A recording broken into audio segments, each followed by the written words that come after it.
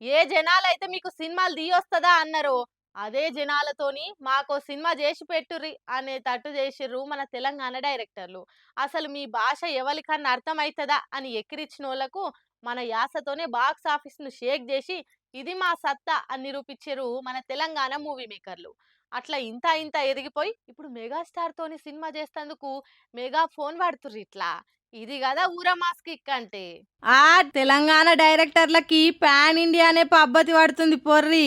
భారీ ప్రాజెక్టులు అంటే బరాబర్ తెలంగాణ రైటర్లు మూవీ మేకర్లు న్యాయం చేస్తారన్నంత పేరు పోయిన యంగ్ సీనియర్ హీరోలన్న తేడా లేకుండా అందరు మనోళ్లతోనే కథలు తీస్తందుకు కళ్ళారే ఎదురు చూస్తున్నారు. ఫస్ట్ సినిమా దసరాతోనే 100 కోట్ల కలెక్షన్లు చేసి బ్లాక్ బస్టర్ కొట్టి రిలీజ్ అయిన అన్ని భాషలల్లా బంపర్ హిట్ కొట్టి డైరెక్టర్ శ్రీకాంత్ ఓదేలా ఊరమాస్ జాతర చూయించిండు టాకీస్ల కాడ.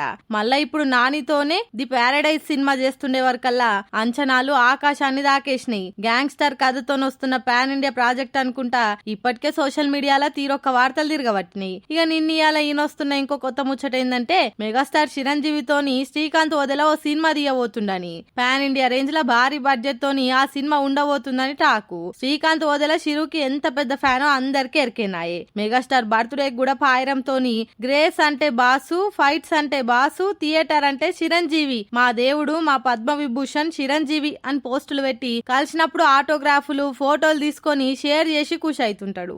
అసొంటి ఫ్యాన్ బాయ్ కి ఇప్పుడు చిరంజీవి డేట్లు ఇచ్చి సినిమా తీయమంటే ఏ రేంజ్లు ఉంటుందో చూసుకోర్రిగా.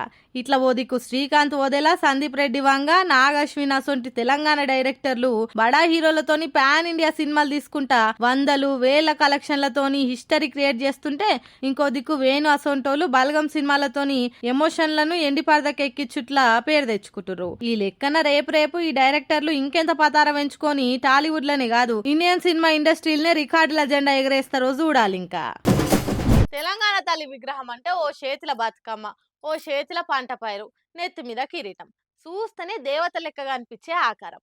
మనందరికీ తెలంగాణ తల్లి అంటే గట్లని తెలుసు. ఆ విగ్రహ రూపమే ఉద్యమం టైంలా కోట్ల మంది లోపట ఉద్యమ జ్వాల రగిల్చింది. కానీ మన ముఖ్యమంత్రి సార్కు ఆ విగ్రహం నచ్చలేదట.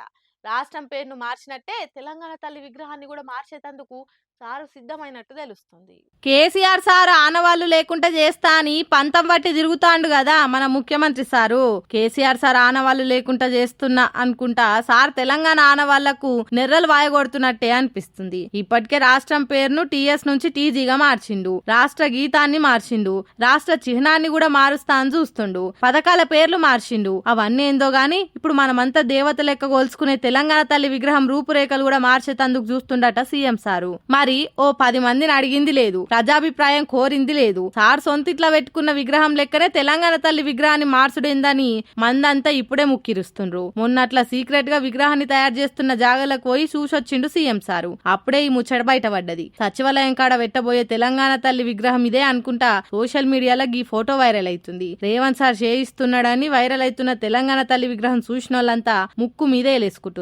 ఈ విగ్రహంలా తెలంగాణ తత్వం ఏడున్నది? ఒక్క మామూలు మనుషులే తల్లిదండ్రుల విగ్రహాలని ఎంతో మంచిగా చేయిస్తారు. అసొంటిది ఒక రాష్ట్ర దేవత అసొంటి తల్లి విగ్రహాన్ని ఎట్లా చేయించాలి, ఏం కథ, గింత అధ్వానంగా తెలంగాణ తల్లి ఉంటదా అని నెటిజన్లే నెత్తి కొట్టుకుంటుర్రు. ఇప్పుడు విగ్రహం మార్చే అంత గత్యంతరం ఏమొచ్చింది? బతుకులు మారుస్తారని మీకు అధికారం ఇస్తే మీరు మార్చేది పేర్లు విగ్రహాల అని మండిపడుతుండ్రు. కేసీఆర్ మీద పగ సాధించుడంటే గీ తీర్లనా అని చోట్లు పెడుతుండ్రు. మరి చూడాలే సోషల్ మీడియాలో వైరల్ అవుతున్న ఫోటోనే అసలైన తెలంగాణ తల్ల, లేదంటే కేసీఆర్ సార్ చేయించిన తెలంగాణ తల్లి ఆకారంలోనే విగ్రహం పెడతారా అన్నది డిసెంబర్ 9 నాడు బయటపడుతుంది.